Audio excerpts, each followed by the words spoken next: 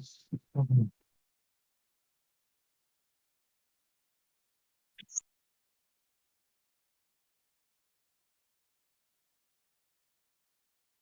haven't turned on my microphone. I'm just gonna stop streaming and start again on YouTube, and I'm gonna start from the beginning. Right.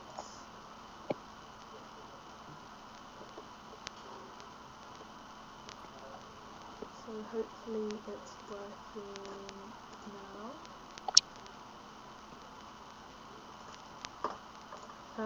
Yes, welcome everyone to today's VTuber Open Q&A session. Today we're primarily looking at just state machines on its own, and to create state machines for custom animations and blending between states for your VTuber characters.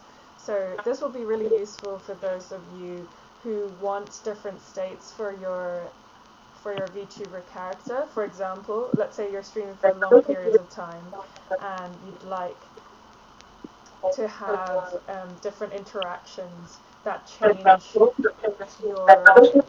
Sorry, there's a bit of feedback. I'm just gonna hide. So these will be states for your VTuber character where you can use different interactions to trigger different states for your animation blueprint. So I find this super useful, for example, because we were talking a lot about Twitch integration.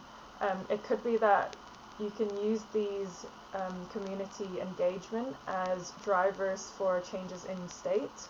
So it could be that when there are a lot of people typing in the chat, that you could start running faster in the game or in the level, or it could be that when people are sending you smileys, that you can start chilling on the couch. So lots of different states that you can engineer for your VTuber character, but today's just going through basic state machine skills so that you can learn to create a state machine on your own, and also learn to kind of transition between states and learn to set variables within an animation blueprint. And I think the final part will be quite key because I also just picked it up today and I thought it would be really nice to share with everyone. So just to begin with your character, as I mentioned earlier, the MetaHuman character comes with its own animation blueprint already. So what I've done earlier is to simply click on your MetaHuman blueprint and navigate to the body animation section, where you will find that your animation class will be different depending on the skeleton that you're using. So my character is a female, tall, underweight character, which means that its animation blueprint, so its skeletal mesh asset will be of that skeleton, but what is also really important is that the animation class will also depend on that. So when you navigate to the animation section, you will find this is the animation class that it is using. What we're going to do is to duplicate this and rename it as something you like. So for me, I've named it as state machine and then underscore anim jp. So as you can see, that's already there, and I have dragged it into my level asset so that you can see that this is actually already done. And when you double click into it, you'll find that within the events graph, it is empty at the moment. That's completely normal and we'll be filling in different information later. So as you begin, I might actually start with this one.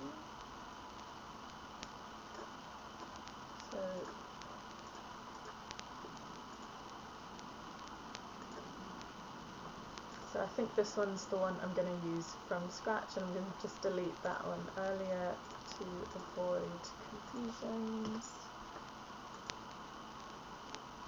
Hopefully that won't affect anything. So just going back to here, I've just duplicated this new state machine animation blueprint, and I want to place it back into my level assets folder just to be safe and that won't get lost. So double clicking into my state machine AnimBP, you'll find that the event graph is empty. However, if you double click onto the left side of the interface, you'll find the anim graph. The anim graph by default has got a lot of control rig and pose configurations for the MetaHuman.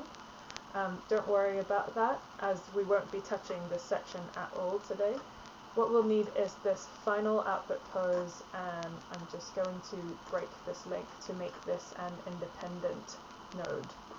So the output pose is something that is basically the final destination of your animation graph. So this means that this is what's going to be sent and attached to your character. What we're going to do today, as mentioned, is creating a state machine. So earlier I've said that the state machine is kind of like a coordination system for different tasks and different movements.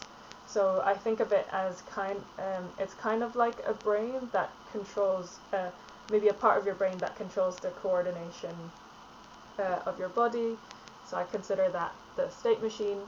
It also includes different logic between different states that you can then embed into your state machine. So to create this state machine, I will right click and type state machine. There you'll create a new state machine. I'm just going to rename this as literally state machine. And what I'm aiming to do today is basically transitioning between from Mixamo. I've exported and retargeted quite a lot of animations for my MetaHuman, so I've got different sitting and standing, talking animations. So I'm just hoping to have a system that I can blend all of those together. So once this is created, you can then double click into the state machine. And the first thing you'll see is just an entry node. So upon entry, this is kind of like the begin play of any blueprint.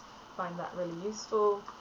And then you'll find that there is an arrow, and normally, like any kind of blueprint, I would just drag out of this entry and I will create a new state. Usual game developers, they're very used to creating idle states as well as movement states for their characters. So for this VTuber setup, I think I'm going for something even more simple. So I'm going to consider these states as containers for my animation sequences. So I'm just going to go with the names of the animations I'm about to put into the state machine. So I'm just hovering above different thumbnails of the ones I'm planning to use.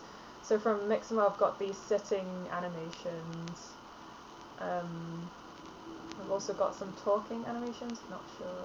Yeah, those ones probably can't see, but these are the states I'll be using just today. And so I'm hoping, just to be clear, I'm just going to name them according to my animations. So the sitting animation, so the first sit animation will be my first state, and I want this state to be the default state, for example, a default state for my VTuber to first spawn in. So the first thing I'm going to see is my VTuber character sitting, and then I want to maybe have some triggers for my VTuber character to transition from different sitting positions and different standing positions, let's say. So I'm just going to go with sitting and maybe talking, a stand and talk one. So I'm going to do sit one to talk one, because I think it might be an easier, more visible change. So currently these are empty states, so you can think of them as just empty containers. You'll have to double click into them to decide what animations go into them. So very quickly, I'm just going to drag my sit1 animation here, link it to the output pose for the sit1 state. So inside my anim graph, I'll find the new state machine, and once I link it up, you'll already see that the sit1 state is activated, and it's currently running for this many seconds upon entry. So one thing that could be quite useful is clicking into the sit1 and making sure your animations are constantly in loop. Usually if they're in loop, those animations won't stop in the middle, even though the state is active. So that's something to look to be mindful of. And the second state is a talking standing state. Similarly, I will make sure that this is looped on the right here, and compile save. And then here, this is a bit of breadcrumbs for you to trail back to. So now you see that we're still stuck on sit1, and we don't leave this state to go to talk1. So basically what we need is to apply some kind of logic to allow for this transition to be activated. So what this means is if we double click into the transition, I'm just going to show you super quickly. If I check can enter transition, then this will be activated. So this means that if the transition is activated, then sit will become talk1. So that's something quite intuitive. And let's say I really want to create a loop back. So after standing and talking, the character will go back to sitting. So now I have I'm going to disable this first, and I'm going to go back to and making sure this is also disabled. Great. So as you can see, the character's going back to the sit, going back to the sit position. And you can see that the compiler results are already reminding me that I need to connect something to create the logic for this transition so that the character can transition between states. The easiest way to do it is to create a variable. So I've created a local variable, maybe from sit. Just for clarity, I'm just going to name this sit to top, sit to stand maybe. I'm going to name this stand. I feel like that's an easier way to sit to stand. And I'm going to duplicate this, stand to sit. So now we have two variables that will be linked. So I'm going to click into the transition and I'm going to apply sit to stand for the top transition, and then stand to sit to the bottom transition. And now we've got something to play with already. So we click into if we click into animation preview, we can then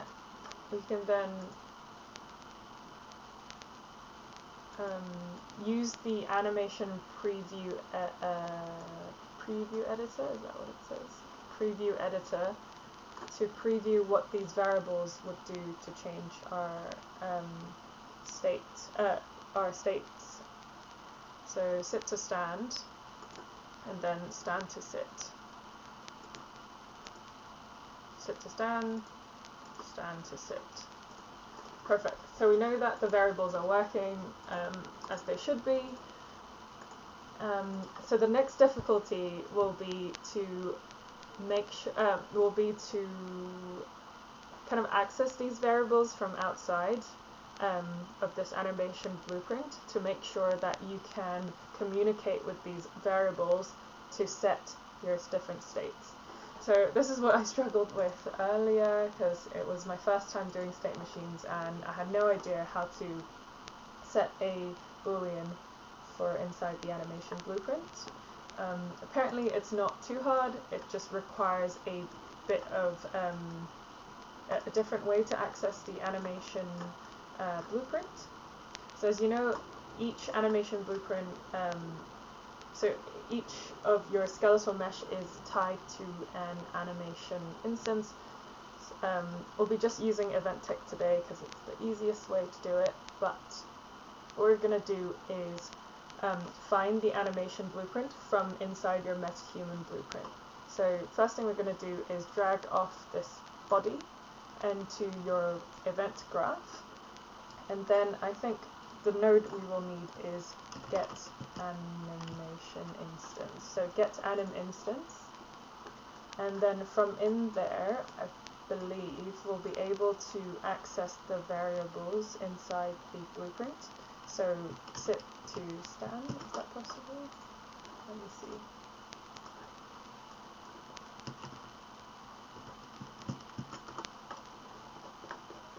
Let me have a look.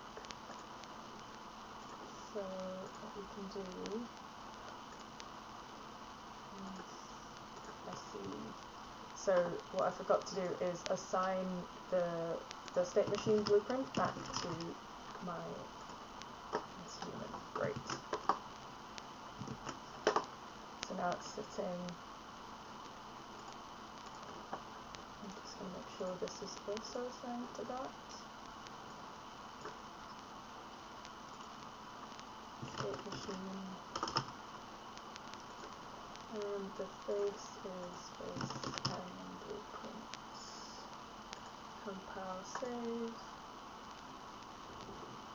And set sit to stand.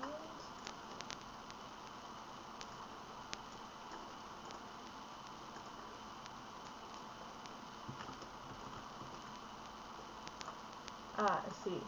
Cast. Oh, sorry. So what I forgot to do is once I've gotten the animation instance of the skeletal mesh, I then need to cast it to the right blueprint. Animation blueprint class. So as you can see here, I've created a new animation class for a state machine, AnimBP. So as you can see here, it is an instance, so I need to make sure that, so casting is kind of like fitting, let's say matching an instance to this class. So then I would go cast to state machine, and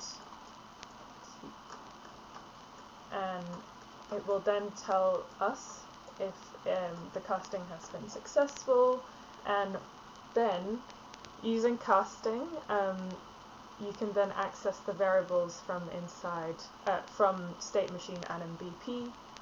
So now we have set sit to stand,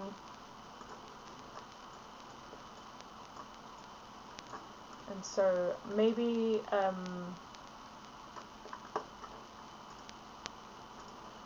so what we could do is use some type of trigger to change this boolean from untrue to true, but let's say I'm just let's say the character is sitting now. Once you compile and save,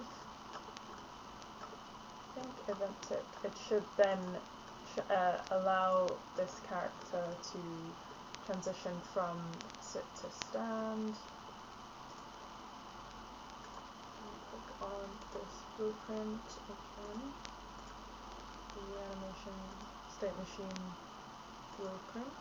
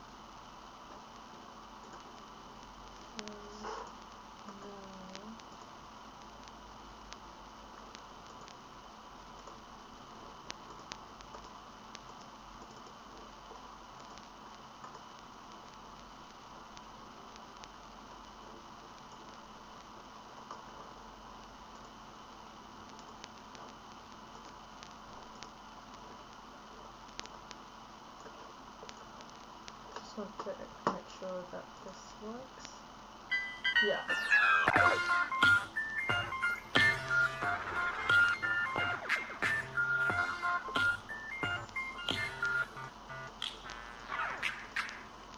Great, so yeah, once I hit play, because it's on tick, it will just automatically transition from sit to stand. So today I don't think we're going to go through too much of like what kind of logic you should apply to set this boolean, because I think this is pretty open to anyone to decide. But now that you know how to reference this AnimVP and set variables within it, it'll be super fun to create multiple states and use more complex logic to blend between these states. Hopefully that was quite useful. This is a super simple state machine as mentioned, but as you can see here, I've got quite a lot of animations and hopefully I'll be able to retarget a lot more. But this is just a really simple way for you to then customize and change states of your character, and the blend is pretty fun, I think. Oops. So I have both of them on Boolean on true, then they'll just constantly be going in circles, but I think you get the idea. It's a very simple way to use the animation blueprint, and state machines are just very structured ways to, it's kind of like it's like a really nice flowchart for you to design your character animations. So hopefully that was useful, and feel free to let me know if you have any questions.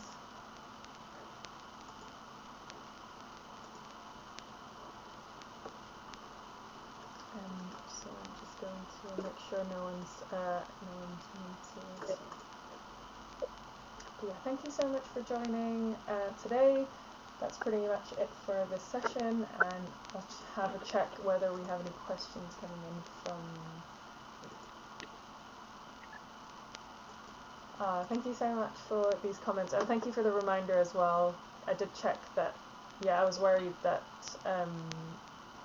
the live stream would have any sounds going on at the moment, but I'm super glad that it's working. But yeah, thank you so much for tuning in again, and hopefully see you next week at around the same time.